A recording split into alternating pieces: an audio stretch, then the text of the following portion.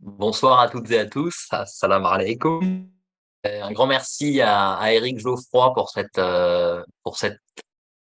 invitation. J'espère que ma connexion Internet ne nous fera pas défaut pour cette communication, pour cette conférence et l'échange que j'ai par la suite. Donc ma conférence est effectivement intitulée Chiisme et soufisme, intimité et les relations historiques et doctrinales entre chiisme et soufisme sont en effet un sujet aussi vaste que problématique, comme Éric Geoffroy l'a dit, vaste et problématique tant pour ses acteurs eux-mêmes, chiites ou soufis, acteurs spécialisés sur ces courants depuis de longues années. Je pense notamment aux grands savants qu'étaient Henri Corbin et Michel Chodkiewicz.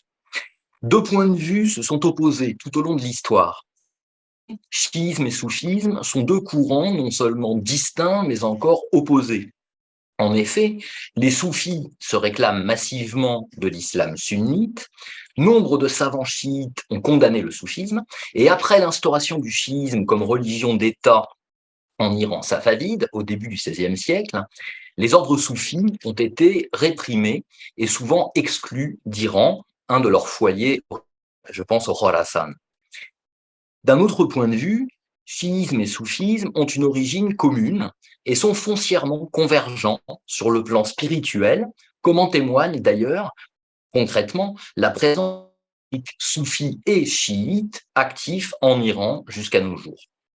Le fait est qu'il a toujours existé dans le chiisme un courant favorable au soufisme et un courant hostile au soufisme. Tout comme il a toujours existé dans le soufisme, et Éric Geoffroy pourra peut-être le dire mieux que moi, très attaché et une inclination vers le chiisme. Il n'y a donc pas de réponse unique et simple, sinon une réponse qui serait idéologique, à la question des rapports rentés ou d'étrangeté, de convergence ou de divergence entre chiisme et soufisme, mais l'examen critique des données historiques et la comparaison des systèmes doctrinaux doivent permettre d'y voir plus clair. Et le chiisme ont sans doute tous deux commencé à émerger dès les débuts de l'islam, mais n'ont fixé qu'après des siècles leur identité sociale et doctrinale. Un maître soufi du Xe siècle, Aboul Hassan, disait à son époque « Le soufisme est aujourd'hui un nom dénué de réalité, il était autrefois une réalité dénuée de nom. » Si le terme tasawwuf, soufisme, n'est employé et défini qu'à partir du IXe siècle à peu près, époque où le sunnisme lui-même se constitue comme doctrine, largement d'ailleurs en réaction contre les mouvements minoritaires préexistants Mais dès les premiers siècles, la voie intérieure de l'islam majoritaire, ce qui allait devenir le soufisme ou le tasawwuf proprement dit, était portée par des ascètes, des zuhad, adeptes d'une mystique vécue plutôt que pensée ou théorisée, orale et non écrite, spontanée et non organisée. De même, le chiisme duodécimain aux 12 imams, dont je parlerai essentiellement, qui est la branche majoritaire du chiisme, ne fixa sa doctrine qu'entre la fin du IXe siècle et le début du Xe siècle, avec l'entrée en occultation de son 12e imam en 940 ou 941. Mais la conscience ou l'identité chiite, comme partie de Ali ibn Abi Taleb, cousin et gendre du prophète Mohammed, mort en 661, cette conscience, cette identité existait du vivant de Ali et peut-être même déjà à l'époque du prophète. Doctrine progressivement à travers l'enseignement de ces imams successifs qui sont autant de maîtres spirituels. Donc si tout le chiisme évidemment n'existe pas au début, il y a une forte raison de penser qu'il s'est constitué progressivement dès le premier imam Ali jusqu'au 12e. Une différence apparaît immédiatement entre ces deux courants originels que sont le chiisme et le soufisme. Le proto-chiisme, pour l'appeler plus rigoureusement ainsi, est déjà une tradition continue, cumulative et consciente, puisque ça passe de père en fils, ça épouse une lignée patrilinéaire, pardon, tandis que le soufisme est une nébuleuse de maîtres spirituels individuels indépendants les uns des autres. Mais des deux côtés, on a, probablement dès les plus anciens temps, un enseignement à la fois théorique et pratique, ésotérique, c'est-à-dire réservé à des disciples initiés, voire secrets, mis à l'écrit seulement à partir du IXe siècle.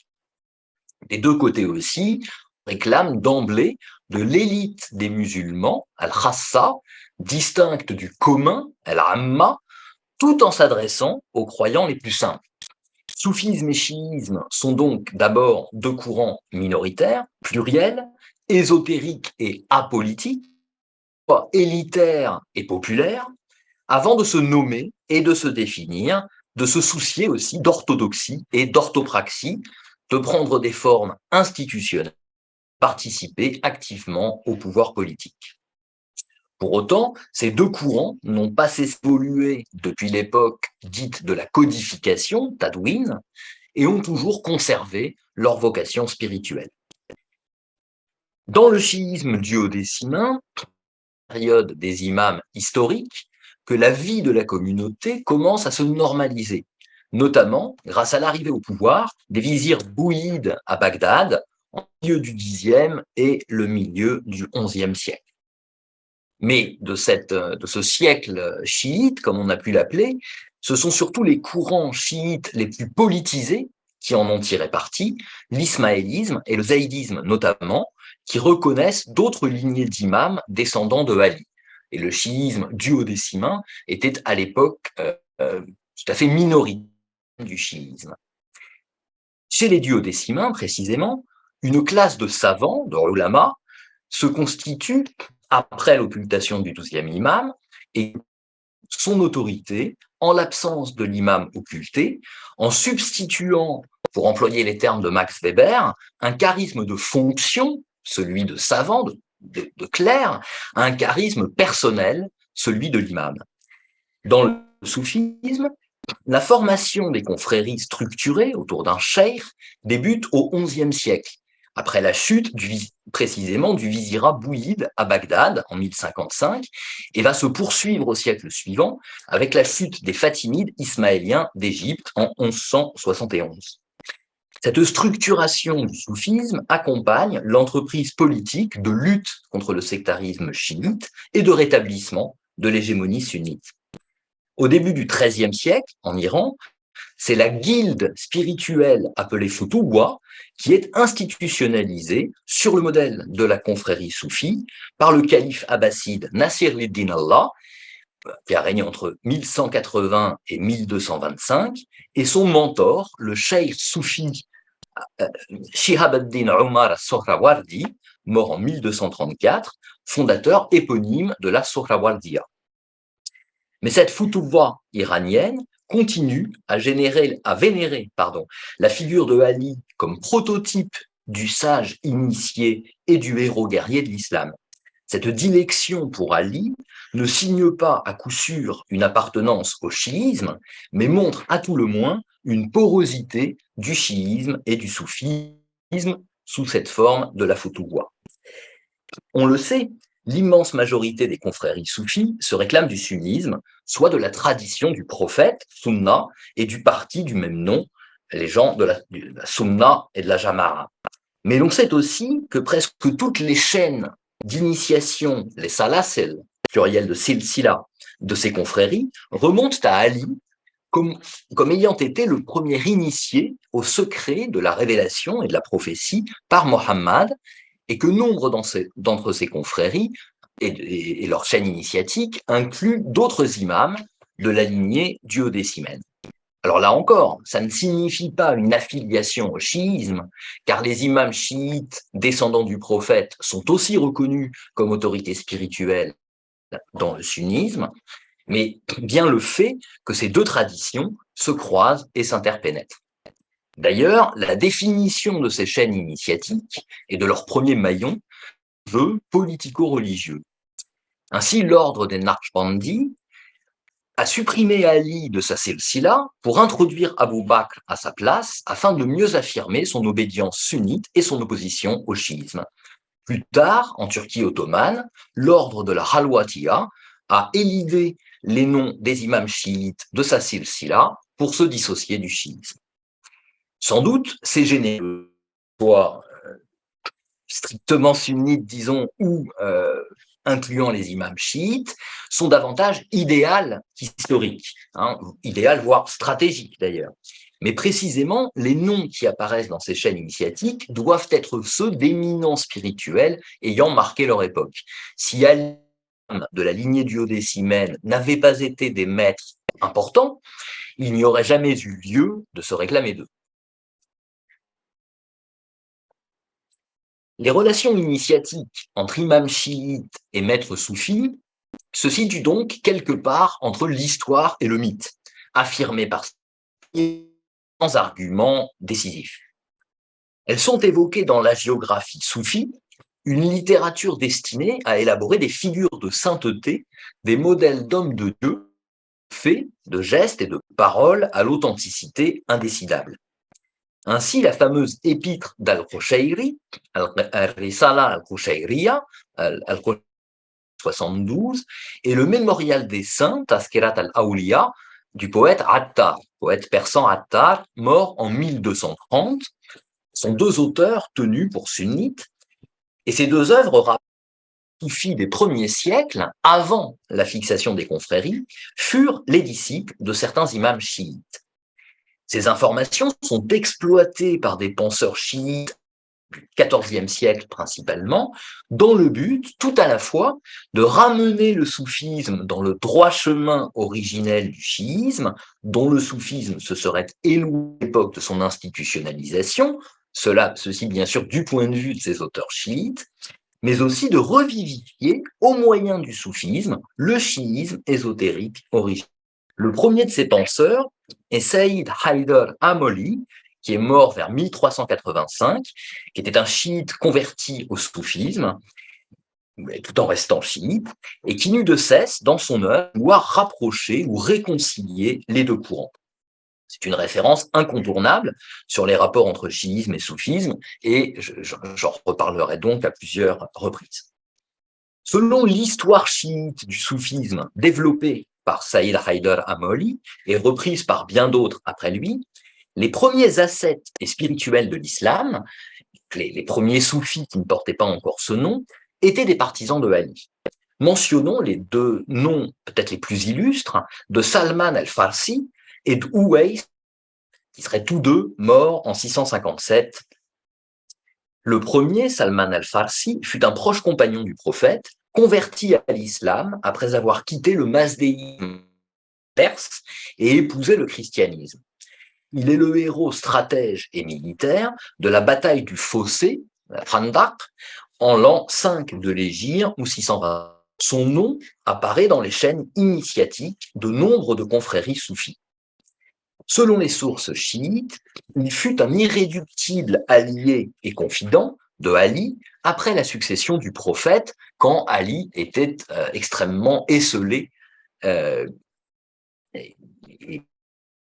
ne put prétendre au califat auquel il pensait avoir droit. D'après un hadith également présent dans les sources sunnites, le prophète Mohammed, Salman fait partie de nous, les gens de la famille, Ahl al-Bayt. Pour les chiites, les gens de la famille, les Ahl al-Bayt, sont essentiellement les 14 Mahsoumoun, Mohammed, Fatima et les 12 imams. Les chiites reconnaissent Salman comme un membre de cette sainte famille en raison de sa spiritualité supérieure et de sa fidélité absolue à Ali. Salman a précurseur et le symbole de l'intégration des non-arabes, et en particulier des Perses, à l'islam chiite. Il s'agit donc bien par les soufis et les... Ouwais al-Qarani est un autre personnage semi-légendaire des débuts de l'islam. Selon une tradition célèbre, le prophète l'aurait désigné, sans l'avoir rencontré, comme un saint caché, intercesseur originaire du Yémen. Et Mohammed aurait recommandé à Omar et à Ali de se mettre en quête de lui. De là vient que l'on appelle Uwais ayant reçu leur instruction initiatique, non pas d'un maître mourchid contemporain, vivant, mais de l'entité spirituelle, Rohaniya, d'un saint défunt. Selon des sources sunnites, c'est Omar qui aurait fini par retrouver Uwais à la fin de son califat. Leur entretien est d'ailleurs rapporté par Attar dans son mémorial des... Pour les auteurs chiites, rencontre entre Uwais et Omar n'a jamais eu lieu et Uwais ne serait apparu que peu avant la bataille de Siffin en 657 lors du calife pour faire allégeance à celui-ci et combattre à ses côtés contre Muawiyah. Uwais est alors décrit comme vêtu d'un manteau de laine et le crâne rasé à l'image d'un derviche. Tombé au combat pour la cause de Ali, il apparaît ainsi tout à la fois comme l'un des premiers soufis et l'un des premiers martyrs chiites. Un autre personnage est Kumail ibn Ziyad en 703, originaire de Koufa, qui fut l'un des plus ardents partisans de Ali, exécuté par le gouverneur omeyyade al-Hajjaj, ennemi juré des chiites. Kumail apparaît dans des traditions ésotériques tardives est l'interlocuteur privilégié de Ali, son sahib as-sir, le confident de son secret. Dans un fameux dialogue d'apparition tardive, lui aussi, emblématique chiite, et que l'on pourrait croire tiré d'un traité de soufisme, Kumail demande à l'imam Ali « Qu'est-ce que la réalité » Mal haqiqa. Après quelques réponses, la réalité, c'est le dévoilement des louanges de la majesté divine sans aucune indication. Explique-moi encore, demande Kumail. L'imam répond, du présumé et la limpidité du connu. Explique-moi encore. L'imam répond, c'est le déchirement du voile pour le triomphe du secret. Explique-moi encore. L'imam répond, c'est une lumière qui se lève depuis l'aube de la prééternité et dont les traces resplendissent dans les temples de l'unicité divine. Le disciple demande encore plus d'explications, mais l'imam, Ali, met fin à l'exposé et se retire dans le... J'en suis absolument désolé.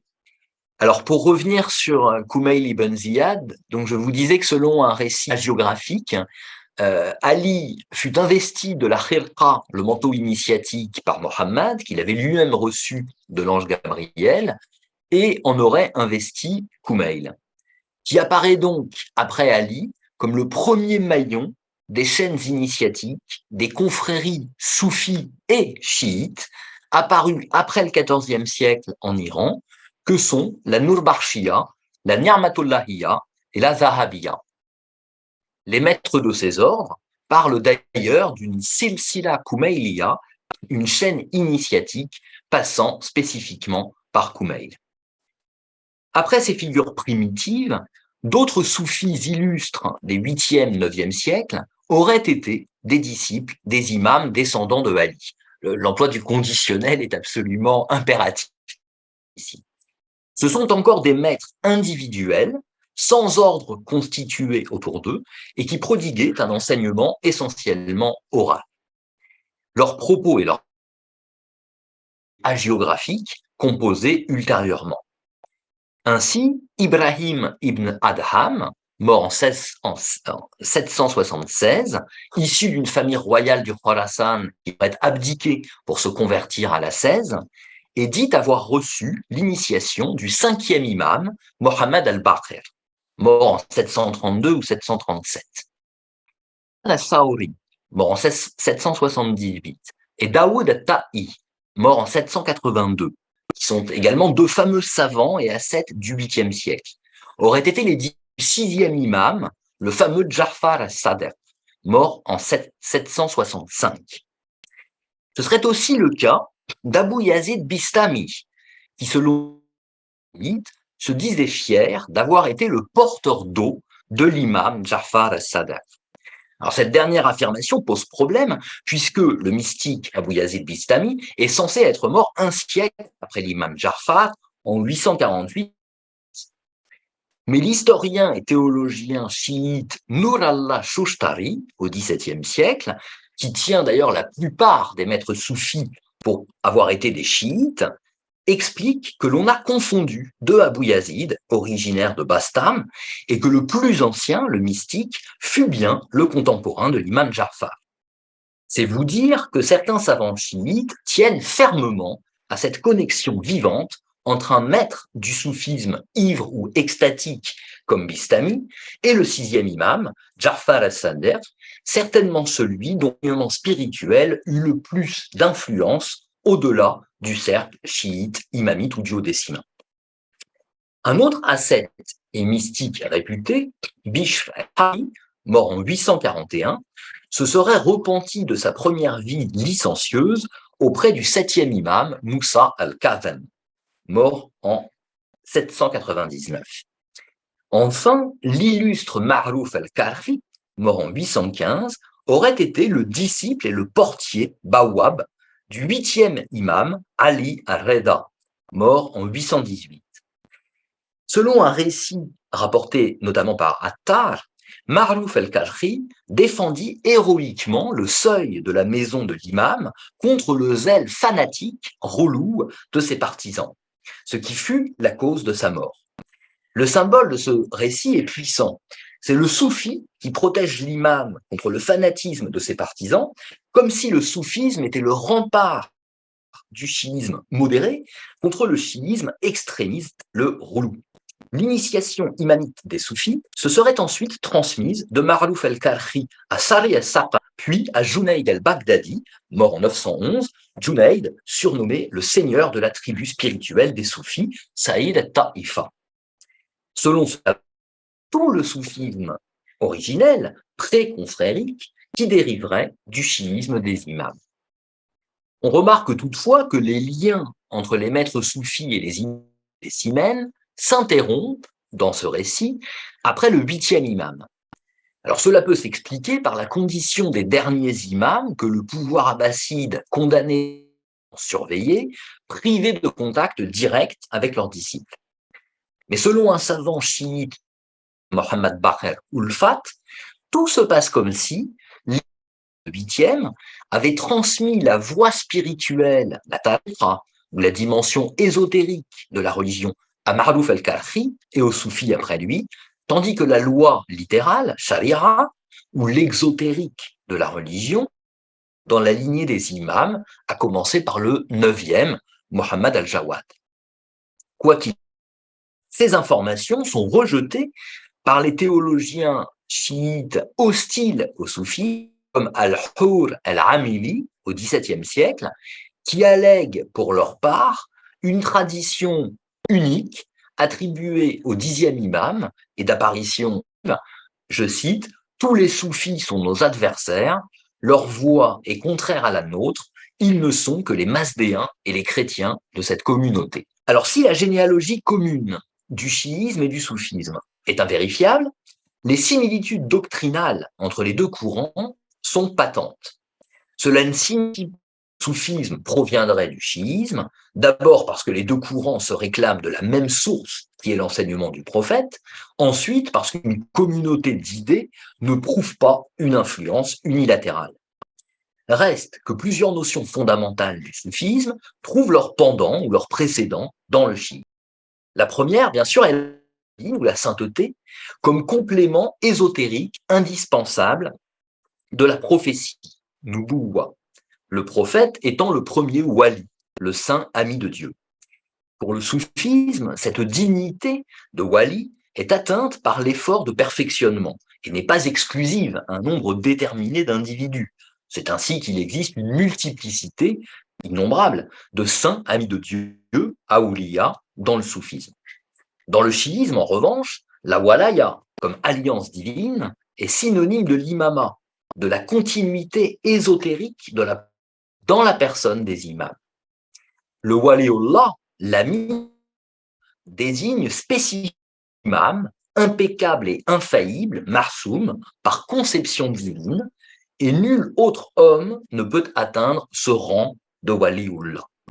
Par suite, la figure du sceau des saints, Khatem al-Awliya, pendant du sceau des prophètes, Khatim al-Nabiyin ou al-Anbiya, Mohammed, figure du sceau des saints qui fut théorisée par le soufi Al-Hakim al-Tirmidhi en 910 et reprise par Ibn Arabi, mort en 1240. Cette figure du sceau des saints correspond en tout point, dans le chiisme, à la fonction de Ali et ou du 12e imam, comme sceau de l'imama, dans l'histoire sainte. Je reviendrai sur cette analogie et cette différence aussi.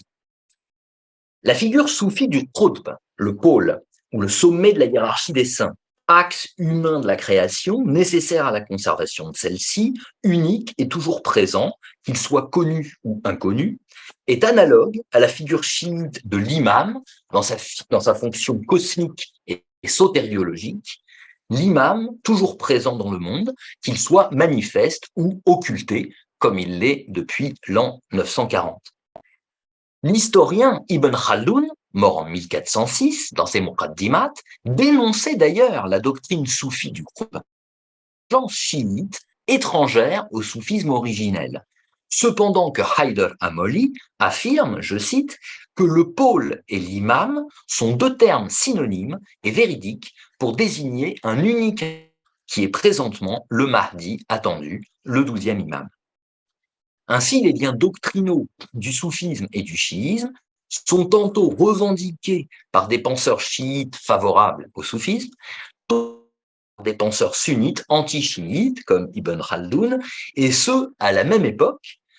Haider Amoli et Ibn Khaldoun sont contemporains, l'un vivant en Iran post-mongol, où prospèrent les courants minoritaires et ésotériques, l'autre en Égypte mamelouk. La notion de lumière mohammadienne, Nour Mohammadi, comme première entité créée avant même la création du monde, passant de prophète en prophète jusqu'à ultimement dans le Mohammed historique, idée formulée par le soufi Sa'd Tustari, mort en 896, précédent, sinon dans la doctrine chiite, une lumière divine prééternelle, constitutive à la fois du prophète Mohammed et de l'imam Ali, lumière passée de prophète en prophète jusqu'à se scinder en deux après leur aïeul commun, Abd al-Muttalib, et se réunir à nouveau dans les fils de Ali et de Fatima, Fatima appelé pour cela le confluent des deux lumières. Selon une tradition que Mohammed était déjà prophète quand Adam était encore entre l'eau et l'argile, Ali était déjà wali, allié de Dieu, ou imam, quand Adam était encore entre l'eau et l'argile. La préexistence des 14 impeccables, Mohammed, Fatima et les 12 imams, sous forme d'esprit ou de corps subtil lumineux, est une doctrine fondamentale du chiisme qui confère à ces saints une double existence, sensible et suprasensible, historique et métaphysique. Ainsi, la notion soufie de réalité mohammadienne, Haqiqa Mohammadiyya, comme entité métaphysique médiatrice entre les plans divins et humains, correspond dans le chiisme au plérome des 14 impeccables qui joue cette même fonction, qui a cette même fonction médiatrice. L'amour de Dieu, on le sait, est une préoccupation constante du soufisme depuis ses temps les plus anciens, que l'on pense à la mystique Rabi'a al-Adawiya, morte en 801. Plus tard, l'amour du cheikh ou du compagnon initiatique, comme Shams at-Tabrizi pour Jalal ad-Din al-Rumi au XIIIe siècle, devient un vecteur de perfectionnement et un support de l'amour de Dieu dans le soufisme. Dans le chiisme, plus encore, l'amour de l'imam, comme wali, ami et aimé de Dieu par excellence, est le moyen ou la médiation nécessaire de l'amour de Dieu, ce pourquoi il constitue l'essentiel de la foi. Selon un hadith du prophète, donc rapporté dans les sources chiites, et un hadith d'ailleurs, celui qui aime Ali m'aime, celui qui m'aime aime Dieu, celui qui aime Dieu ne connaît pas le châtiment. S'il n'y a pas d'amour de Dieu sans amour de l'imam, pour la doctrine chiite, c'est que l'essence de Dieu est elle-même foncièrement inconnaissable, inappréhendable. L'essence est cachée, mais l'imam est la manifestation humaine de ses attributs. Selon l'expression d'Henri Corbin, il est la face divine montrée à l'homme et la face que l'homme montre à Dieu. à l'logie apophatique, celle d'un Dieu caché, absconce, répond donc une prophétologie et une imamologie théophanique, celle de prophètes et d'imams conçus comme des lieux de manifestation des attributs divins. Depuis l'occultation, l'amour de l'imam nécessite sa contemplation dans le cœur, qalb, puisque l'imam n'est plus présent physiquement, le cœur comme organe de l'amour et de rituel, une autre notion partagée évidemment avec la mystique soufie. La tendance de nombreux courants anciens à diviniser l'imam, soit à l'identifier purement et simplement à Dieu au lieu de son ami, de son proche ou de son lieu de méditation, a été dénoncée comme exagération, roulou, j'ai déjà évoqué le terme, par les théologiens chiites eux-mêmes, probablement d'ailleurs par les chiites, par les imams, pardon, en premier lieu. Les imams qui se seraient dissociés des disciples qui les divinisaient. De manière analogue, des soufis ont été accusés, à tort ou à raison, de professer l'unification réelle, ittihad, du mystique avec Dieu, et beaucoup s'en sont défendus. Cette proximité doctrinale aux confins de l'hérésie selon les normes des juristes théologiens chiites comme sunnites, pas une catégorie d'un chercheur en histoire des religions. Donc cette proximité doctrinale se manifeste aussi dans un certain type d'expression langagière attribuée à des spirites d'un côté et aux imams chiites de l'autre. Il s'agit des shatahat, les locutions extatiques ou théopathiques, selon le terme de Louis Massignon, dans lesquelles le mystique, en état de ravissement, prononce son identité avec Dieu ou laisse Dieu affirmer son identité par sa bouche. C'est le fameux « Je suis le réel, Dieu » al-Haq de Mansour al-Hallaj, ou attribué à Abu Yazid Bistami, « Par à moi que ma majesté est grande ».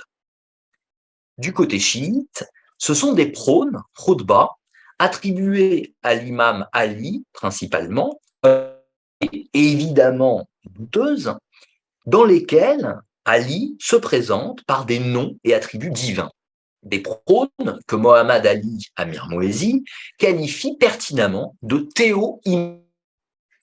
Dans l'un de ses prônes, Ali déclare, je le cite, « Je suis la face de Dieu, je suis le flanc de Dieu, je suis la main de Dieu, je suis le trône, je suis le pédestal, je suis la table bien gardée, je suis le kalam, je suis le premier, je suis le dernier, je suis l'apparent, je suis le caché. » Et là, on a une paraphrase, troisième verset de la sourate 57, « Il, Dieu, est le premier et le dernier, l'apparent et le caché. » Un autre hadith du premier imam, Ali, apparu tardivement, semble être un manifeste du soufisme ivre ou extatique. Je le cite.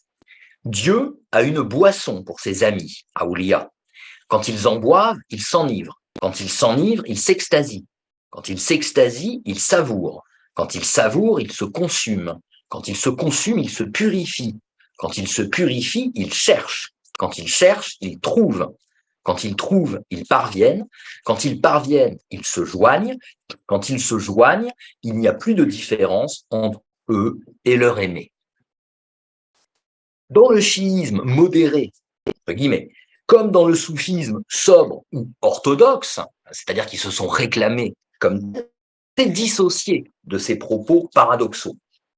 Ainsi, de grands mystiques soufis comme Ibn Arabi ont-ils critiqué l'usage des shatahat, tandis que dans le chiisme, les juristes théologiens rationalistes ont rejeté l'authenticité de ces prônes de Ali en les attribuant à des exagérateurs, des roulates. Une autre convergence entre chiisme et soufisme est l'articulation du combat militaire considéré comme le djihad mineur et considéré comme le djihad majeur, selon un fameux hadith rapporté dans les sources sunnites comme chiites, et que je me permets de vous rappeler, que je sois certain que vous le connaissez très bien. Le prophète, ayant envoyé un détachement de cavaliers en expédition, leur dit à leur retour « Bienvenue à ceux qui se sont acquittés du combat mineur, al-Jihad al-Asghar, et à qui reste le combat majeur, al-Jihad al-Akbar. Ils lui demandèrent, ô envoyé de Dieu, qu'est-ce que le combat majeur? Il leur répondit, le combat de l'âme, Jihad al-Nafs. Puis il dit, le meilleur combat est celui de qui combat l'âme qui sied entre ses flancs. On sait que nombre de premiers soufis ont pratiqué le djihad militaire, notamment sur l'arche arabo-byzantine, tout en combattant leur âme charnelle dans des bâtiments militaires appelés ribat, situés loin des villes et aux confins de Dar al-Harb. Dans le chiisme, l'imam impeccable est le seul à pouvoir conduire légitimement le djihad après le prophète. Ça, c'est une doctrine fondamentale. Le premier imam, Ali, doit son excellence à son action durant les batailles du prophète. Selon un hadith chiite, mais également connu dans les sources sunnites, l'ange Gabriel aurait déclaré Uhud, en l'an 3 de l'Hégire, ou 625, il n'est de preux que Ali, la fata illa Ali. Mais après la mort du prophète, Ali se distingua d'abord par son quiétisme, son abstention durant toutes les premières années du califat, sous les 3 premiers califes, puis, lorsqu'il fut 4e calife, il ne combattit djihad ou non, ça c'est très discutable, mais il ne combattit que contre d'autres musulmans, sans parvenir à s'imposer d'ailleurs, et en finissant même par échouer. Après le 3e imam al-Hussein, qui fut massacré avec ses partisans à Karbala, par Riyad, à laquelle il donna une résistance héroïque, les imams de sa descendance ont renoncé à tout combat politique pour leurs droits. C'est-à-dire que, à l'exception de Ali et éventuellement d'Al-Hussein, aucun imam de cette branche du Haut-Décimène n'a littéralement effectué le djihad. Donc, ils ont tous renoncé à tout combat politique pour leurs droits, appelant leurs disciples à la patience et à la discrétion, taqiyya, dans l'attente du Rédempteur, al-Qa'im, le dernier imam qui, à la fin des temps, mais pas avant, viendrait recouvrir la terre de justice comme elle aura été couverte d'injustice.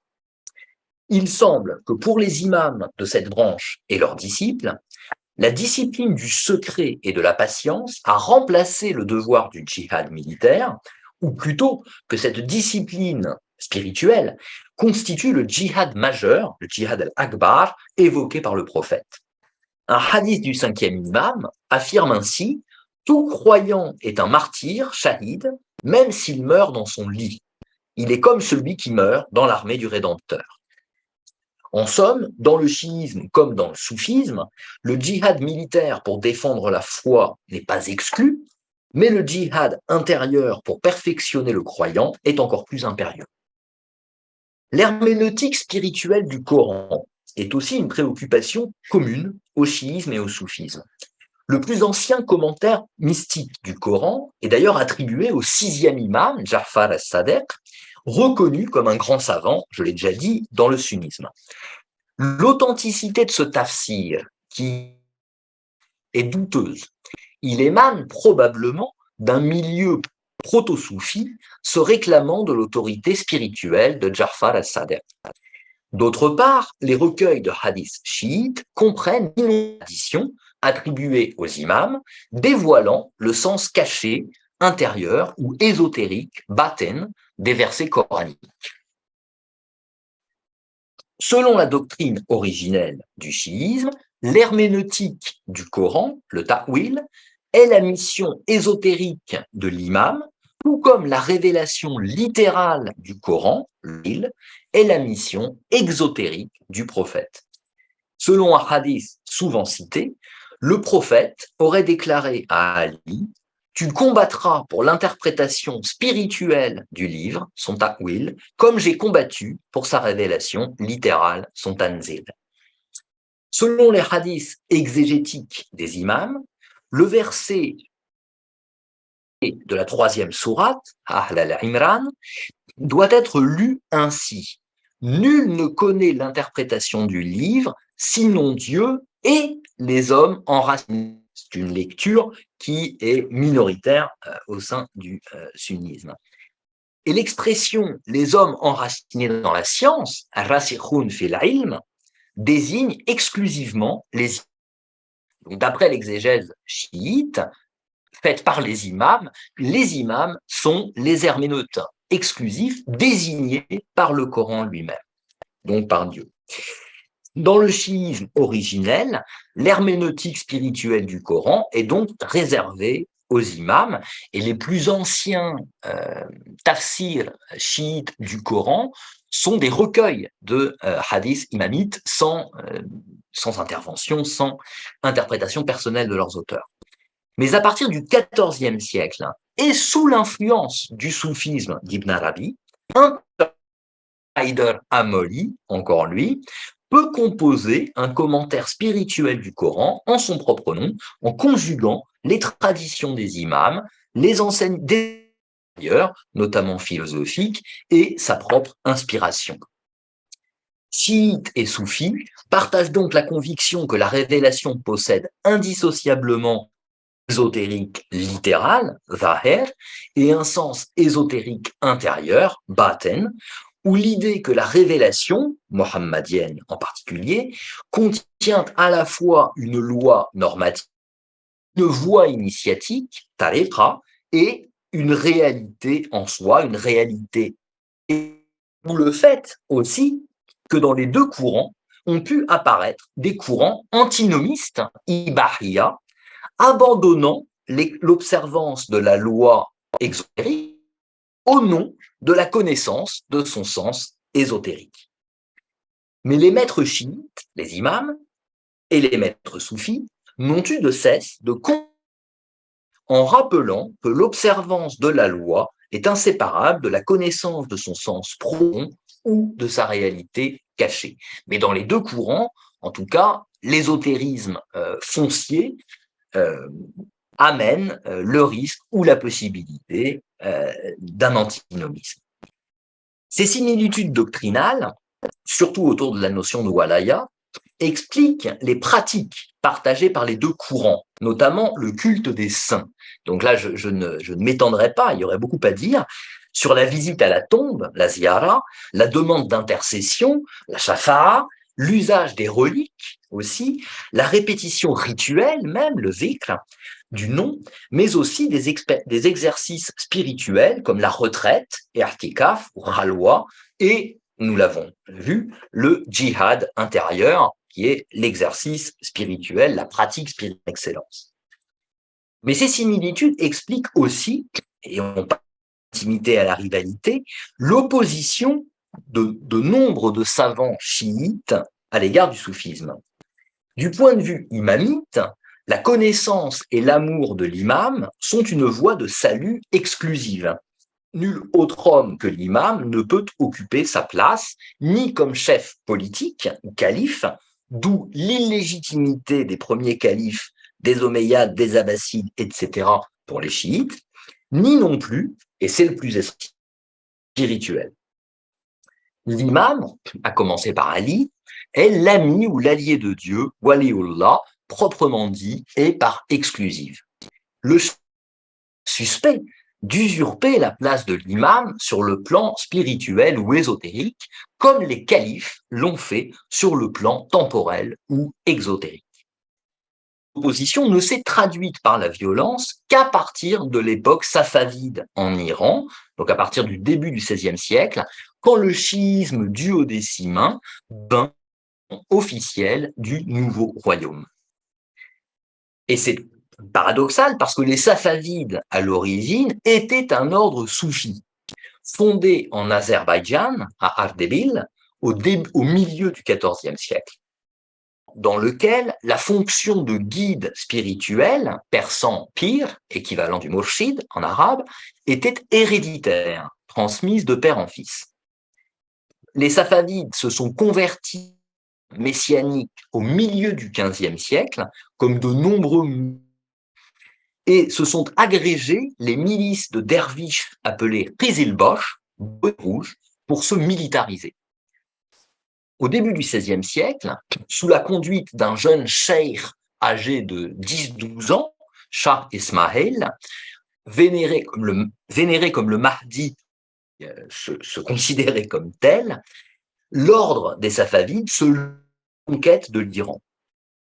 Le succès obtenu, les chahs safavides successifs ont assis leur pouvoir en le normalisant, en refoulant le régime soufi et messianique et en confiant à des théologiens, des fuqaha chiites, notamment venus d'ailleurs du Bilad al-Sham, de la Syrie-Liban actuelle, le soin du clergé, appareil idéologique d'État, chargé d'imposer l'orthodoxie et l'orthopraxie chiite à la société, ce qu'ils n'ont d'ailleurs fait à la fin de la période safavide, au début du XVIIIe siècle.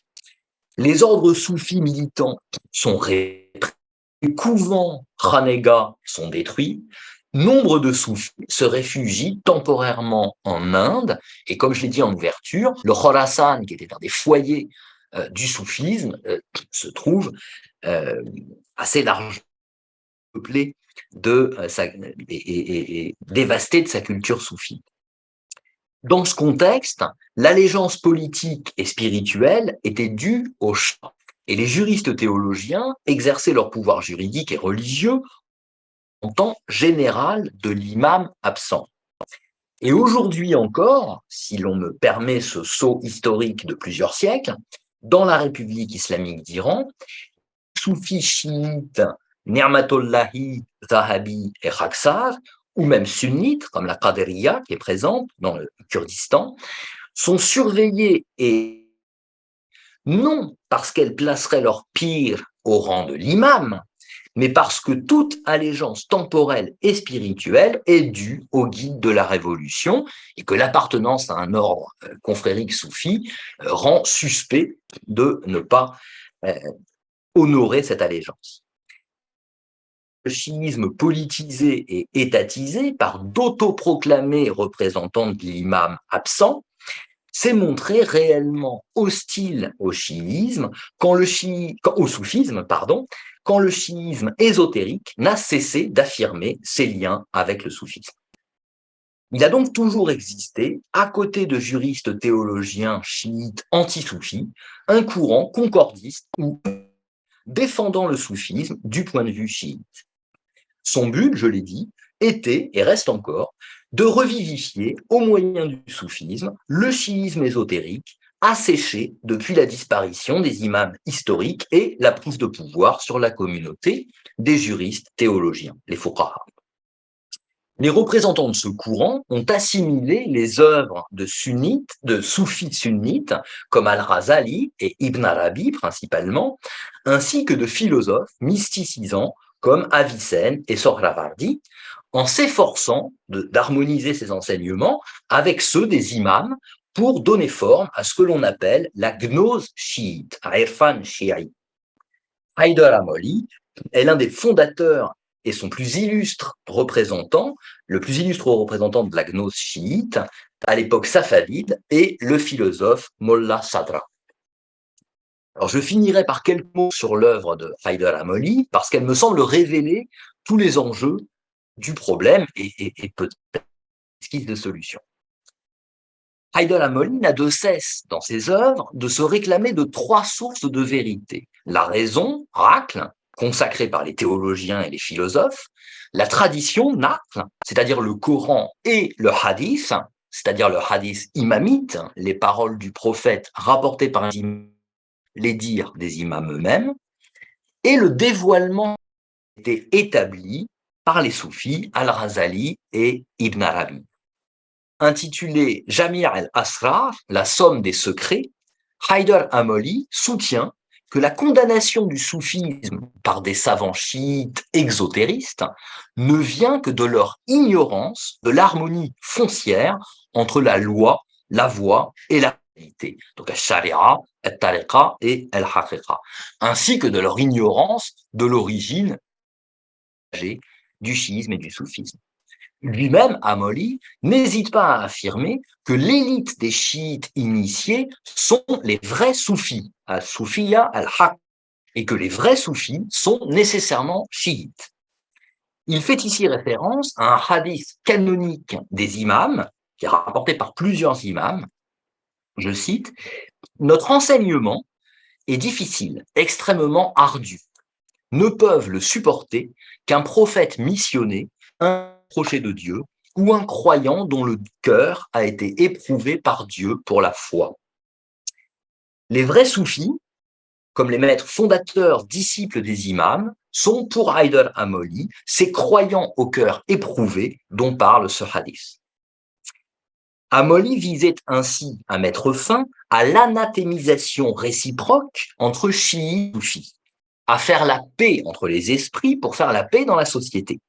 Mais on voit qu'il consacre aussi une distinction mosaïque, selon les termes de l'historien des religions Yann, entre vrai chiisme et faux chiisme, vrai soufisme et faux soufisme. Donc c'est un œcuménisme qui n'est pas dénué d'ambivalence. Au sens exotérique, pour lui, les vrais chiites, tandis que les faux chiites sont les ismaéliens, les zaïdites et les roulates, les exagérateurs. Les inspirés comme Razali, Ibn Arabi et leurs élèves, qu'ils aient d'ailleurs reconnu ou non l'autorité souveraine de l'imam Ali, et malgré leurs erreurs, qui doivent être corrigées.